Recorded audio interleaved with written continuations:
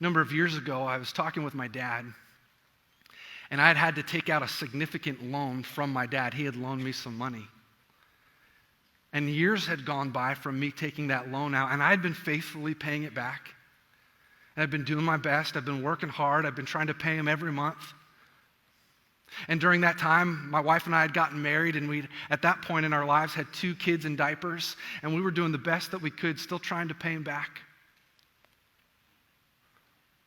And I'll never forget, one day he came to me at my house, and he said, "Mark, I've been reading the scriptures, and I read this verse in Proverbs, and it says this: the rich rule over the poor, and the borrower is slave to the lender."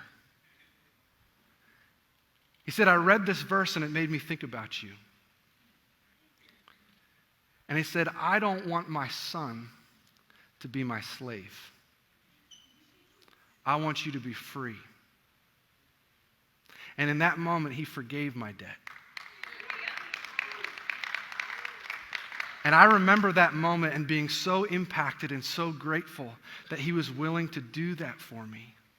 I was blown away because it literally changed our lives in that moment. And when I think about that story, you know what's amazing about that story?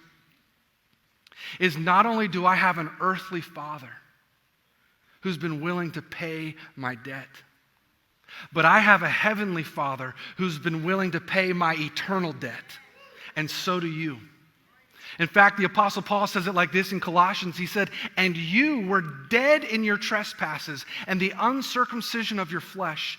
God made alive together with him, having forgiven us all our trespasses by canceling the record of debt that stood against us with its legal demands. This he set aside, nailing it to the cross." I want you to know something, that if you're still investigating Jesus, I want you to know that you have an eternal debt because of your disobedience to God, but it does not need to stay like that. In fact, God loved you so much that he sent his son Jesus to die for you, meaning he was willing to pay your eternal debt so that you could be free. He was willing to be forsaken so that you could be forgiven. And I want you to know that you can actually experience freedom from your eternal debt today. When you trust in Jesus, he sets you free.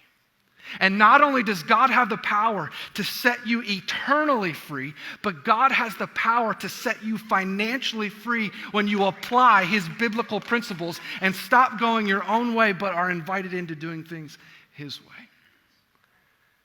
And I want to invite you to do that today.